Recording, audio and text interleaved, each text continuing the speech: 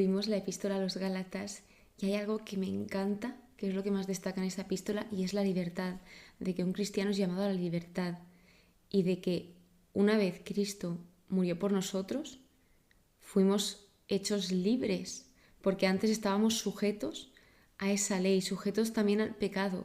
Sin embargo, Jesús tomó nuestra posición, se hizo pecado por nosotros. El que nunca pecó cargó con todos nuestros pecados por nosotros para darnos esa libertad. Que otra de las cosas que se nos dice es ¿qué hizo Jesús por ti en esta carta? Y te lo dice muy bien dicho. Dice, se entregó por nosotros, por nuestros pecados, se entregó por ti, para librarnos, para ser libres. Te amó, te rescató de la maldición de la ley, se hizo pecado por ti, por todos nosotros, y fue enviado para rescatar a los sometidos a la ley y para que recibiésemos esa condición de hijo, porque pasamos de tener la condición de esclavos a ser hijos, que esto significa ser libres, y luego, por voluntad de Dios, o sea, podíamos habernos quedado bien siendo libres, pero Dios aún quiere más para nosotros, o sea, Dios aún te quiere mucho más de lo que te imaginas y te da, por su voluntad, la condición de heredero de la promesa que Él hizo.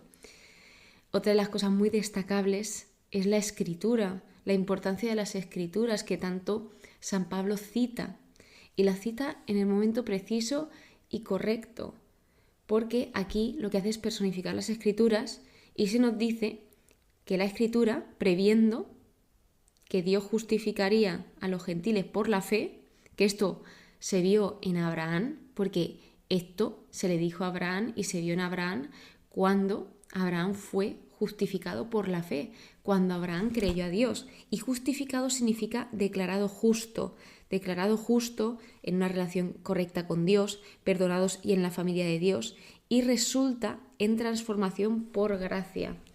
Entonces, pues lo que sucedió fue que Abraham creyó en esa promesa de Dios, creyó a Dios y se le fue dada la promesa.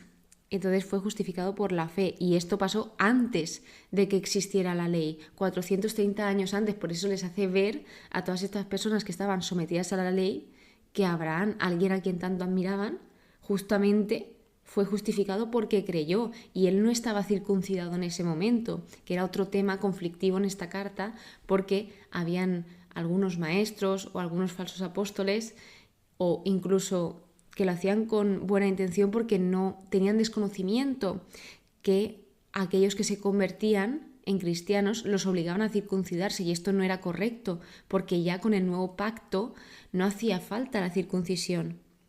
Entonces, la ley no se opone a las promesas de Dios. La ley fue algo temporal en medio de todo el caos, porque el mundo era un caos, y se dio para establecer pues un orden, una armonía, una paz. Todos sois hijos de Dios por la fe en Jesús. Somos uno en Cristo. Luego se nos advierte de los engaños. Lo que sucedía es que estaban deformando la verdad. Estaban hablando de otro evangelio cuando solo hay un evangelio. Entonces esto es muy peligroso porque hoy en día hay mucha distorsión de la verdad.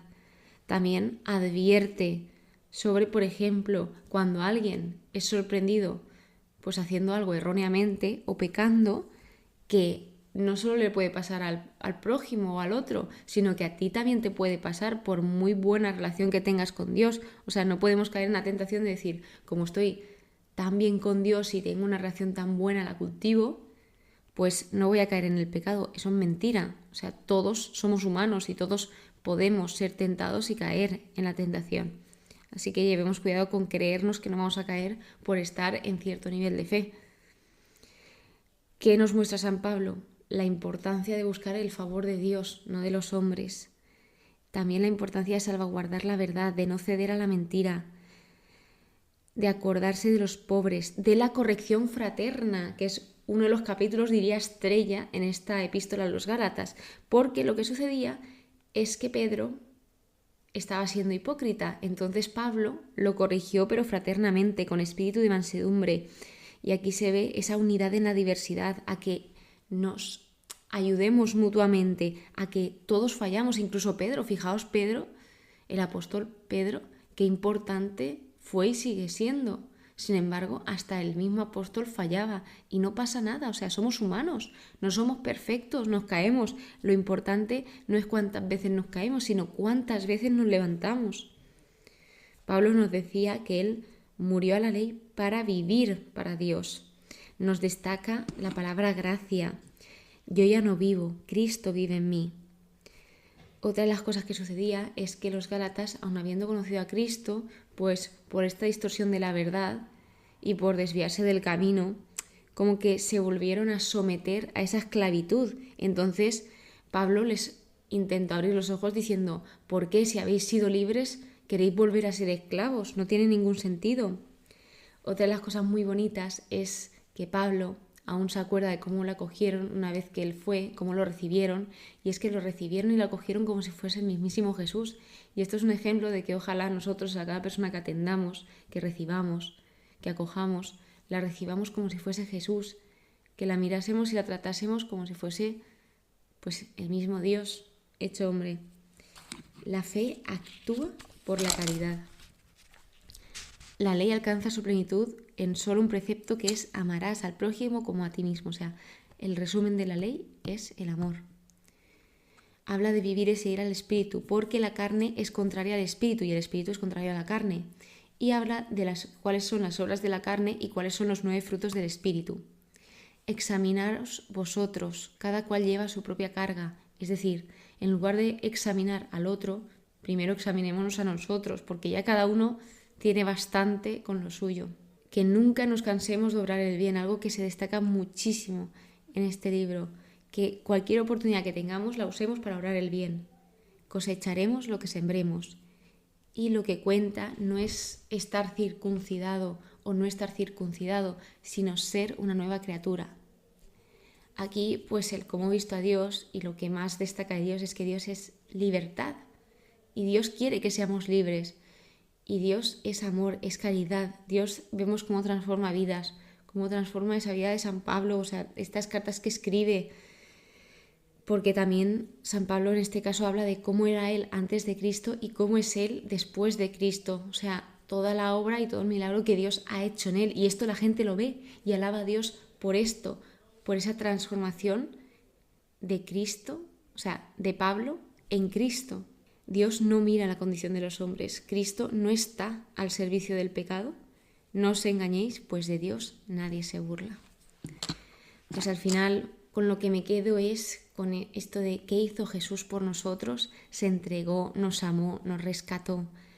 La importancia de las Escrituras, que somos llamados a la libertad en Cristo Jesús, de servirnos los unos a los otros por amor. O sea, esa libertad es hacer lo que nosotros queramos, el tener ese poder de elegir, pero también es una responsabilidad la libertad. ¿Por qué?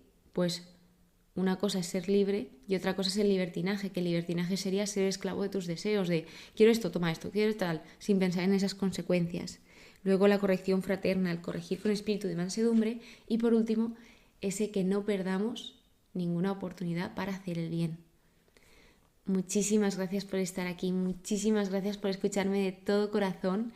En el siguiente capítulo empezamos la epístola a los Efesios y nada, me hace muchísima ilusión ir leyendo a San Pablo y todo lo que él va enseñando.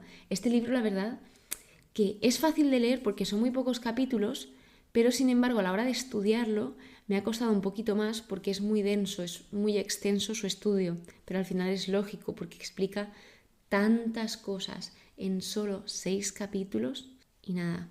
Pues espero que paséis muy, pero que muy buen día y que Dios os bendiga.